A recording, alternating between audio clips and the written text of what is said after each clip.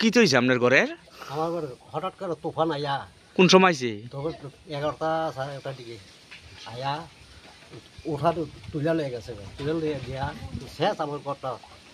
ঘরের চালটা পুরোটা লই আছে লয়ে গেছে ওই আকু খেতও ফালে গেছে। ক্ষেতের ভিতরে।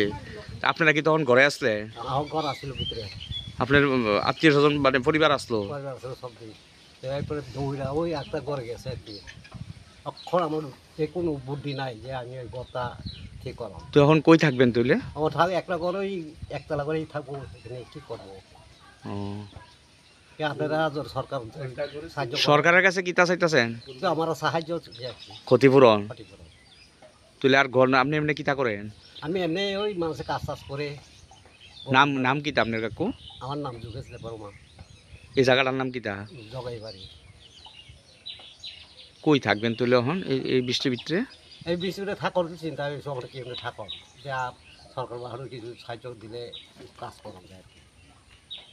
পরিবার আর কেটা কেটা আছে আপনি? পরিবার সব আমার নাতি আছে 2জন, আমার বেরিবেড়া আর পোলা তোলা আছে, বমা আছে, সবাই এই একটা ঘরের ভিতরে? একটা ঘরে আছে। তো ঘরটা ভাঙ্গা পড়লো তো মানে মারা গেলেন নইলে? একটু বলে মারা গেল বুঝলি, কোনো কম বাচ্চা গেছে, একবার ওরা শেষ করে দিয়েছে। এই সময় আমি তো জানি না, তো হঠাৎ পরে আই পড়ছে, জানি না তুফান আইব না আইতো না, আমি কোনো করতে পারি না। এই সময় একবারে পুরোটা চাল লইয়া গেছে গা? আমি তো এই সময় তো ঘরের ভিতরে এই বাতিলে লইয়া আমি ঘরের ভিতরে এই সময় থাকে। তুলে তো অল্পেতে রক্ষা পাইছে।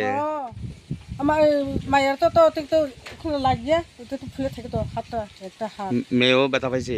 ব্যথা পাইছে, তো হাতে ফুলে গেছে হাত।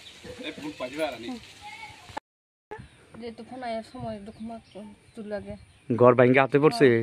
হাতে পড়ছে আর কি। তো আর ব্যথা পাইছেন নি? আপনার নাম কিতা? সীতারানী দেববর্মা। এই জায়গাটার নাম কিতা? জগাইবাড়ি। পুরোটা ঘর ভাঙ্গা লইয়া গেছে তোফানে? আমি ভিতরে, আপনার বাচ্চা ভিতরে আসলো? কিতা করছেন তখন? দৌড়ে বেরিয়ে গেছেন গা? এরপর আপনার হাতে পড়ছে?